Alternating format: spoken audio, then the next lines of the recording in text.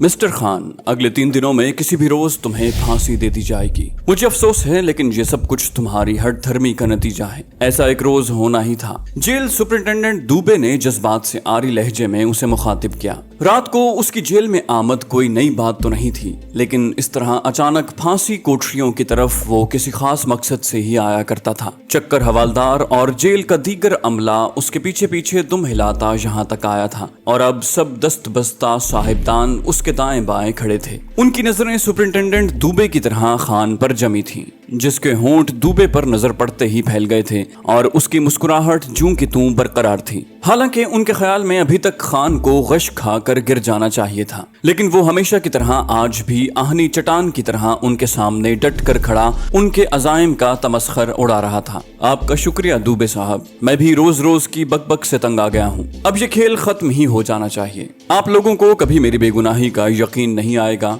और फिर मरना तो एक रोज है ही। दुबे उसके बरमला जवाब से तिल मिलाकर रह गया। खान, तुम अभी बच्चे हो। तुमने मरने की सिर्फ बातें सुनी हैं, किसी को मरते देखा नहीं। खुसूसन फांसी के किसी मुजरिम को बड़ी अजियतनाक मौत होती है। बड़ी देर में तड़प तड़प कर सिसक कर जान निकलती है। अक्सर मुजरिम तो 3-3 घंटे तक लटके रहते हैं सूली पर। ये जो तुम चहक रहे हो, इस गुब्बारे की हवा बस अब निकलने ही वाली है। उसे बाकायदा गुस्सा आ गया था। उसकी तवक्कुआत के बरक्स खान अभी तक अपने कदमों पर जो खड़ा था। मिस्टर दुबे, अगर तुम अपने इन पालतू कुत्तों के सामने जलील नहीं होना चाहते तो यहाँ से दफा हो जाओ, और अपने उन आकाओं को जिनके इशारे पर तुम दुम हिलाते हुए यहाँ चले आए हो, जाकर सिर्फ ये बता दो कि खान मर जाएगा, मगर उसका बयान नहीं बदलेगा, कभी नहीं बदलेगा। खामखा वो लोग तुम्हारी भी रात की नींदें हराम कर रहे हैं। पिछले 8 माह तक मुझे मुसलसल ज़हनी और रूहानी अजाब देकर भी वो लोग मुझसे न उगलवा सके, तो अब क्या ले लेंगे वो मुझसे? अव्वल तो मैं पाक स्पाई हूँ नहीं, और अगर हूँ भी तो उनसे कह देना कि वो मुझसे मजीद 8 साल बल्कि 8 सदियों तक कुछ नहीं उगलवा सकते।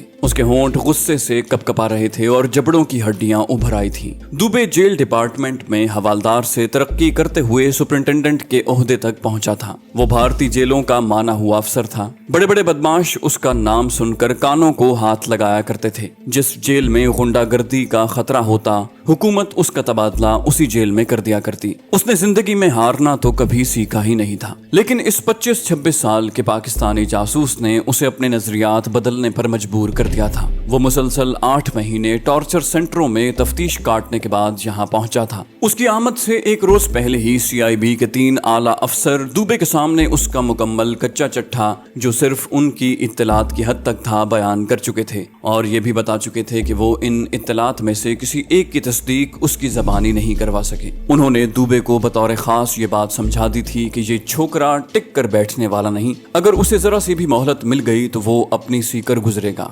खान के केस इंचार्ज की बात पर दुबे ने कहकहा लगाकर खान की तस्वीर पर बड़ी हकारत भरी नजर डालते हुए कहा, टंडन साहब, मैंने बड़े बड़े बदमाश सीधे किए हैं। ये 2 टके का मुल्ला, इसकी मजाल ही क्या है कि एक झटका भी बर्दाश्त कर ले। जेल की मार बड़ी बुरी शय है, बड़े बड़ों के कसबल निकल जाते हैं महाराज। टंडन ने बेयकीनी किसी कैफियत से उसकी तरफ देखते हुए कहा, दुबे साहब, अगर आप हमारी कोई भी मदद कर सकें तो ये सरकार की बड़ी महान खिदमत होगी। अगले रोज पुलिस गार्ड की सख्त निगरानी में जब 8 माह की चीरादस्तियों का शिकार खान उस तक पहुंचा, तो उस अधमुए इंसान पर एक नजरे हकारत डालकर दुबे ने बड़े तमस्खर से कहा, यही है वो सूरमा, अभी देखता हूँ साले को। कहने को तो अपनी तरंग में जो जी में आया वो कह गया, लेकिन जवाब में खान ने मुगल्लजात का जो तूफान उगला, उसने दुबे को तो पागल कर ही दिया। वो वहशी दरिंदों की तरह उस वक्त उस पर बेद बरसाता रहा जब तक उसके बाजू शल न हो गए। वो हर जर पर उसको नई गाली से नवाजता, और आखिर बेबस होकर उसने चक्कर हवालदार महंगा मल को बुलाया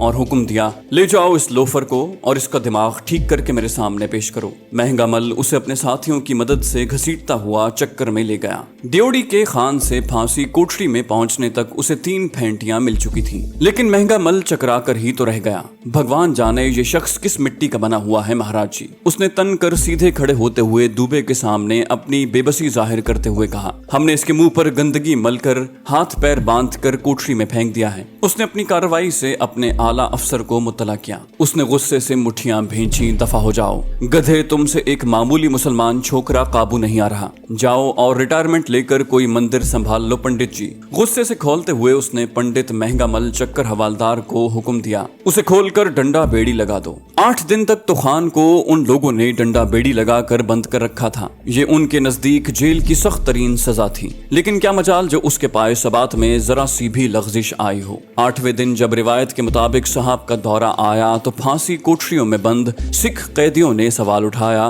कि अगर खान की बेड़ी न खोली गई तो वो भूख हड़ताल कर देंगे। कम से कम इस हसास अहाते में उन्होंने इंसानी दरिंदगी और बर्बरियत का इससे ज्यादा बेहतरीन मुजाहरा इससे पहले कभी नहीं देखा था। और सुपरिंटेंडेंट के लिए ये कोई मामूली धमकी न थी। यूं भी वो 8 दिन से ज्यादा मुसलसल बेड़ी लगा भी नहीं सकता था। उसने उन्हीं कदमों पर खड़े खड़े पंडित महंगामल को हुक्म दिया कि वो खान का डंडा बेड़ी उतार कर उसे बेड़ी पहना दे। खुद उसने खान वाली कोठरी के सामने रुकने की हिम्मत भी न की थी और तेजी से अपना राउंड मुकम्मल करके फांसी अहाते से बाहर निकल गया था। चक्कर हवालदार महंगामल जब अपने साथ मुशक्कती लोहार पंजे वाले को लेकर उसकी बेड़ी उतारने आया तो खान के होंठों पर हमेशा जैसी तंजिया मुस्कुराहट हस्बे मामूल चिपकी हुई थी। उसने हवालदार का तमस्खर उड़ाया। बस खान के मुंह से निकले सिर्फ एक लफ्ज ने ही उसके तन बदन में आग लगा दी। इस तरह तो कभी बड़े से बड़े बदमाश ने भी उसका मज़ाहका नहीं उड़ाया था। महंगामल चुपका खड़ा रहा। वो पुराना मुलाजिम था और बखूबी जानता था कि मामला उससे भी आगे जा सकता है। जब कोई कैदी अपनी सी करने पर आ जाए तो वो कुछ भी कर सकता है। खान की न सिर्फ बेड़ी बदली गई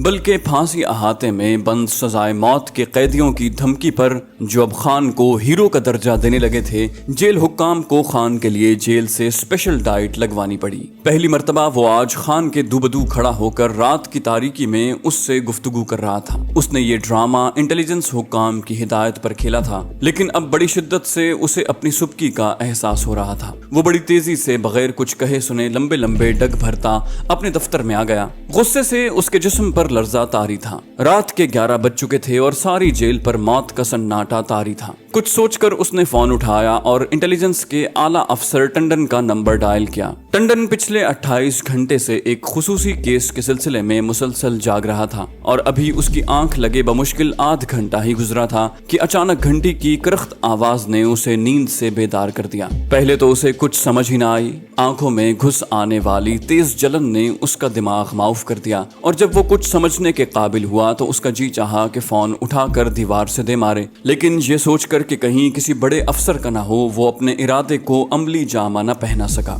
वो फोन कान से लगाते ही धाड़ा, हेलो।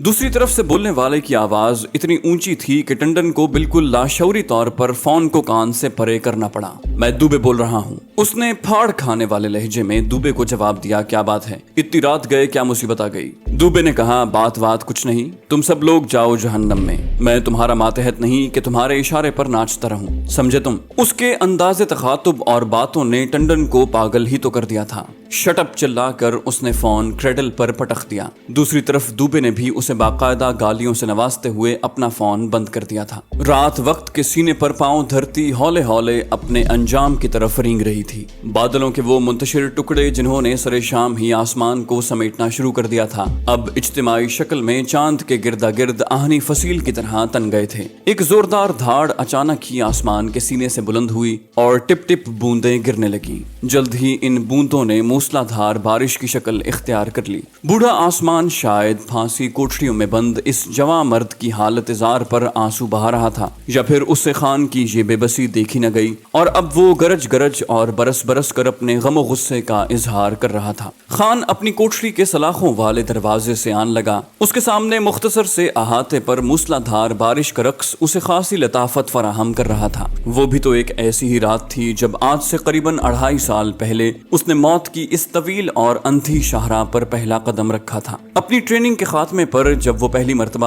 اہم مشن پر روانہ ہو رہا تھا تو اس بوڑھے صوبیدار میجر نے جو اس کا انسٹرکٹر بھی تھا اسے کہا تھا، بیٹا اصل میں ایک ہی بات یاد رکھنا چاہیے۔ وہ کیا سر؟ نہ جانے اس نے کیوں خلاف اصول اس سے یہ سوال کیا۔ انسٹرکٹر نے کہا، دیکھو بچے، یہ جسم جو ہے نا، یہ کچھ بھی نہیں، کچھ حیثیت نہیں اس کی۔ زندہ رہنے والی چیز تو روح ہے۔ اگر زندگی میں کبھی دونوں میں سے کسی ایک کا انتخاب کرنا پڑے تو جسم کو کبھی اولیت نہ دینا۔ اس پر لگے داغ اور اذیت کے تمام نشانات کبھی نہ کبھی اپنی موت مر جاتے ہیں، لیکن روح کا معاملہ بالکل الگ ہے، بالکل جدا ہے۔ اسے کبھی داغدار نہ ہونے دینا، ورنہ ساری زندگی جہنم کا ایندھن بنے رہو گے، کیونکہ تمہارا ضمیر خوش قسمتی سے زندہ ہے۔ بوڑھے صوبیدار میجر نے کتنے آسان لفظوں میں عابد خان کو یہ نقطہ سمجھایا تھا، اور اس نے کبھی اپنے انسٹرکٹر کی اس بات کو نہ بھلایا۔ دونوں سویلین لباس میں ہی اس سرحدی اسٹیشن تک آئے تھے۔ ان کے ساتھ یہاں بمشکل 8-10 سواریاں اتری تھیں۔ بوڑھے انسٹرکٹر نے اسٹیشن کے ایک کونے میں لگے نل پر منہ ہاتھ دھونے کے بہانے اس وقت تک انتظار کیا جب تک تمام سواریوں نے اپنا راستہ نہ ناپ لیا۔ آؤ چلیں، اس نے اپنی بوڑھی اور جہاں دیدہ نظروں سے ماحول پر ایک تائرانہ نظر ڈالنے کے بعد اسے مخاطب کیا۔ دونوں ریلوے لائن عبور کر کے شہر کی متضاد سمت میں چلنے لگے۔ بوڑھا انسٹرکٹر اسے 2-3 میل کھیتوں کے بیچوں بیچ پیدل چلاتا اس ڈاک بنگلے تک لے آیا جو انہی مقاصد کے لیے عموماً ریزرو رہتا تھا۔ ڈاک بنگلے پر ان کا استقبال ایک درمیانی عمر کے مضبوط اور گٹھے ہوئے جسم کے مالک کرنل نے کیا۔ صوبیدار کی دونوں ایڑیاں کسی مکینکی عمل کے تحت اس کی شکل پر نظر پڑتے ہی آپس میں جڑ گئی تھیں۔ انہوں نے گرم جوشی سے پہلے عابد خان سے مصافحہ کیا، کم آن مائی بوائے، ویلکم ٹو یو۔ پھر اسے گلے لگا لیا، اس کی کمر پر تھپکی دے کر خود سے الگ کر دیا۔ کیسا لڑکا ہے صوبیدار صاحب، ٹھیک ہے نا؟ ایک دم ٹھیک ہے سر۔ صوبیدار کی ایڑیاں پھر آپس میں مل گئیں۔ Well done, well done. انہوں نے عابد خان کے بازوؤں کی مچھلیاں ٹٹولتے ہوئے صوبیدار کو شاباش دی۔ جب وہ کرنل صاحب کے ساتھ ایک کمرے میں داخل ہوا تو صوبیدار صاحب باہر ہی رک گیا تھا۔ کمرے کے وسط میں رکھے میز پر ایک نقشہ پہلے سے بچھا ہوا تھا، اور چھت سے لٹکتے بلب کی زرد روشنی دن کے وقت بڑے عجیب اور بے ڈھنگے طریقے سے اس کا احاطہ کر رہی تھی۔ سالوں پہلے کے تعمیر شدہ ڈاک بنگلے کی اونچی چھت اور کمرے کے ماحول کا جائزہ عابد خان نے اپنی ٹریننگ کے مطابق اندر داخل ہوتے ہی لے لیا تھا۔ کرنل صاحب نے اسے ایک کونے میں بڑے سلیقے سے سجائے گئے صوفے پر بیٹھنے کا اشارہ کیا۔ ان کے کمرے میں داخل ہونے کے چند ہی منٹ بعد ایک مؤدب بیرا چائے کے برتن بڑے سلیقے سے سجا کر لے آیا تھا۔ چائے نوشی کے دوران کرنل اس سے بڑے دوستانہ ماحول میں بے تکلفی سے باتیں کرتے رہے۔ عابد کو تو یہ امید تھی کہ وہ اس کی ٹریننگ سے متعلق سوالات کر کے اس کا ناطقہ بند کر دیں گے، کیونکہ اس سے پہلے ہر ملاقات پر یہی ہوا تھا، لیکن آج خلاف توقع انہوں نے اس موضوع کو بالکل نہیں چھیڑا تھا۔ آئیے مسٹر اونکار پوری۔ چائے کا دور ختم ہوتے ہی انہوں نے خان کو اس کی نئی شناخت سے مخاطب کیا۔ اب کچھ باتیں آپ کے کام سے متعلق بھی ہو جائیں۔ دونوں نے اسی میز کا ایک کونا سنبھال لیا تھا جس پر بچھے ایک بڑے سے نیلے رنگ کے نقشے پر مختلف جگہ سرخ پینسل سے دائرے لگائے گئے تھے۔ مسٹر پوری، کرنل نے ایک نشان زدہ جگہ پر انگلی لگائی، یہاں سے تمہیں سرحد عبور کرنا ہے اور یہ ہیں وہ گاؤں جو اس راستے پر آئیں گے۔ انہوں نے یک کے بعد دیگرے 4-5 مزید نشان زدہ جگہوں کی نشاندہی کی۔ تمہارا گائیڈ کوشش کرے گا کہ تمہیں ہنگامے اور شور شرابے سے محفوظ رکھ کر ہی مکسر تک پہنچا دیں، لیکن ضروری نہیں کہ ایسا ہی ہو۔ یہ بھی ممکن ہے کہ ان کی فورسز راستے پر کہیں ڈپلوائے ہو گئی ہوں اور ہمیں راستہ بدلنا پڑے یا ان دیہاتوں میں سے ہو کر گزرنا پڑے۔ انہوں نے رک کر ایک نظر عابد خان کے متجسس چہرے پر ڈالی جس کی آنکھیں نقشے پر گڑی ہوئی تھی۔ یہ سارا ایریا بڑا حساس ہے۔ انہوں نے انگلی کو یک کے بعد دیگرے 3-4 جگہ رکھ کر حساس ایریا کی نشاندہی کی۔ مائی بوائے، لانچنگ پیڈ سے لانچنگ اسٹیشن تک تمہاری رہنمائی تمہارا گائیڈ کرے گا، لیکن اپنی حیثیت کو کبھی نہ بھلانا۔ خدا کے بعد تمہارا بہترین ساتھی تمہارا اپنا اعتماد ہے۔ اپنی صلاحیتوں کو ہمیشہ جگائے رکھنا۔ راستے میں یا دوران قیام ایک لمحے کی غفلت بھی تمہیں کہاں سے کہاں لے جا سکتی ہے، اس کا شاید تم اندازہ بھی نہ کر سکو۔ ایک مرتبہ پھر سلسلہ گفتگو روک کر انہوں نے سگار سلگایا اور اس کا دھواں منہ اوپر کر کے کمرے کی چھت کی طرف پھینکنے کے بعد دوبارہ اس سے مخاطب ہوئے۔ تھوڑی دیر کے بعد تمہاری ملاقات تمہارے گائیڈ نتھا سنگھ سے کروائی جائے گی۔ میرا خیال ہے ٹریننگ کی کسی بات کو اب دہرانا اچھا نہیں لگتا۔ وہ مسکرائے اور اسے تھپکی دے کر اپنے ساتھ دوسرے کمرے میں لے گئے۔ دوسرے کمرے میں صوبیدار کے ساتھ ایک اکہرے بدن اور درمیانی عمر کا سکھ بیٹھا تھا۔ انہوں نے اس کا تعارف نتھا سنگھ سے کروایا۔ اس کا نام نتھا سنگھ ہے، और ये है ओंकार पुरी। उन्होंने नत्था सिंह को उसकी तरफ मुतवज्जे किया। सत श्री अकाल जी। नत्था सिंह ने हाथ बांध कर प्रणाम किया। खान ने भी वही अमल दोहराया, सत श्री अकाल। वो जानता था जिस तरह उसके सही नाम का इल्म नत्था सिंह को नहीं है, उसी तरह उसे भी नत्था सिंह का नाम गलत बताया गया है। उसके बूढ़े इंस्ट्रक्टर ने उसे यही बताया था, बच्चे हमेशा खुद को छुपाकर दूसरों की असलियत को जानने की कोशिश करो, यही है हमारे खेल का अव्वलीन उसूल। तुम लोग गपशप लगाओ, अभी 1.5-2 घंटे बाकी हैं। ये कहकर कर्नल साहब सूबेदार के साथ बाहर निकल गए। हम कब तक मकसर पहुंच जाएंगे? खान ने खुद ही सिलसिला गुफ्तगू जारी करने की तमहीद बांधी। नत्था सिंह ने कहा, अगर परमात्मा ने खैर रखी और कोई मुश्किल रास्ते में न पड़ी तो सुबह पहली बस से हम हिंदुमल कोर्ट से मकसर चले जाएंगे। नत्था सिंह ने बात मुकम्मल होते ही अपनी कमीज की ऊपर वाली जेब से बीड़ियों का बंडल निकाला और एक बीड़ी बाहर निकाल कर उसकी तरफ बढ़ा दी। खान सिगरेट नहीं पीता था, लेकिन वो अपनी शख्सियत के किसी भी पहलू से नत्था सिंह की आगाही का खतरा मोल नहीं ले सकता था। उसने इत्मीनान से बीड़ी निकाल कर आदि बीड़ी नोशों की तरह उसके एक किनारे को दांतों से तोड़ा और अपने एक हाथ की हथेली पर ठोंक कर दोनों उंगलियों में फंसा लिया। माचिस की जिस तीली से नत्था सिंह ने बीड़ी सुलगाई थी, उसी तीली से उसने खान की बीड़ी के मुंह पर शोला सजा दिया। खान की उकाबी नजरों ने बखूबी जायजा ले लिया था कि बीड़ी का बंडल भारत का बना हुआ है। नत्था सिंह इस खेल का शायद पुराना खिलाड़ी था कि उसकी कोई बात खिलाफे उसूल नहीं थी। अब तक ज्यादा बातें उसी ने की थी, खान तो सिर्फ सवालात करता रहा था। उस सरहदी इलाके के मुतालिक जहां से उन्होंने सरहद पर नकब लगानी थी, रास्ते में आने वाले देहात, नहरें, रेलवे लाइन, लेटर बक्स, कच्चे पक्के रास्ते, सभी कुछ तो उसने नत्था सिंह से पूछ लिया था। उसके गाइड ने अभी तक कोई सवाल उसकी जात से मुताल्लिक नहीं किया था। खान उसकी मजबूरी को समझता था। दो आदमी जब पहली मर्तबा मिले तो उमूमन सिलसिला गुफ्तगू तारुफ ही से शुरू होता है, जबकि यहाँ तारुफ शजरे ममनुआ था। थोड़ी देर बाद कर्नल साहब दोबारा आ गए। इस मर्तबा उन्होंने दोनों के साथ एक मर्तबा फिर चाय का कप शेयर किया। फिर नत्था सिंह तो वहीं रह गया, जबकि खान साहब को कर्नल साहब दूसरे कमरे में ले गए। यहाँ उसे कपड़े तब्दील करना थे और अब वो रूप धारना था जिस रूप में उसे सरहद उबूर करना थी। सूबेदार की मौजूदगी में कर्नल साहब ने उसके तमाम कपड़े उतरवा दिए थे। उसके जिस्म पर सिर्फ एक जेर जामा रह गया था। दोनों ने बारी बारी उन कपड़ों को चेक किया जो खान ने पहने थे। कपड़ों पर खुसूसी तौर से भारतीय इलाके की लॉन्ड्री की मोहर लगाई गई थी और दोनों ने इस बात का सख्त तनकीदी नजरों से जायजा लिया था कि इन कपड़ों में से किसी पर कोई ऐसी मामूली सी निशानी भी बाकी न रहे जो खान के पाकिस्तानी होने की शनाख्त करे। उसे पहनने के लिए जो बनियान दी गई थी उसमें मुख्तलिफ खाने बनाकर भारतीय करेंसी नोट सिले हुए थे। ज़्यादा राह के लिए अलग से कुछ नोट उसके हाथ में थमा दिए गए। 10-15 मिनट बाद जब आबिद खान उस कमरे से बरामद हुआ तो वो मुकम्मल ओंकार पूरी बन चुका था। हाथ में पकड़े कपड़े के थैले में उसने कुछ अफ्यून रखी हुई थी। बतौर एहतियात उसे फिल वक्त स्मगलर के रूप में सरहद उबूर करवाई जा रही थी ताकि खुदा न खास्ता गिरफ्तारी की सूरत में उसे जासूस की बजाय स्मगलर समझा जाए। कर्नल साहब उसे एक कोने में ले गए और उन्होंने दोबारा उससे वो सेफ सिग्नल दोहराए जो उसने अपने गाइड के हाथ अपने सेफ स्टेशन पहुंचने पर उनकी तरफ भेजने थे। अचानक खतरे की सूरत में अपनाई जाने वाली तैयार शुदा प्लानिंग पूछी और वो कवर स्टोरी जिसके साथ आबिद खान उर्फ ओंकार पुरी को सरहद उबूर करवाई जा रही थी। अपनी तशफ़ी करने पर उन्होंने सूबेदार साहब को करीब आने का इशारा किया और एजेंट की कामयाब ट्रेनिंग पर उन्हें मुबारकबाद देकर उन्होंने गर्मजोशी से आबिद खान से मुआनिका किया। ओके बॉय, मैं तुम्हारी कामयाबी के लिए खुदा से दुआगो हूँ, गुड लक। उन्होंने मुस्कुरा कर खान की पीठ थपथपाई और लंबे लंबे डग भरते उस वॉक्स वैगन की तरफ चल दिए जिसके बाहर एक मुस्तैद सफेद पोश उनके लिए दरवाजा खोले खड़ा था।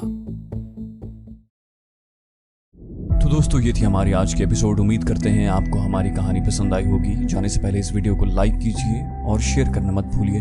कमेंट करके हमें बताइए कि आपको हमारी वीडियो कैसी लगी और अगर अभी तक आपने इस चैनल को सब्सक्राइब नहीं किया तो इसे सब्सक्राइब कीजिए और बेल आइकन दबाकर ऑल नोटिफिकेशंस ऑन कर लीजिए।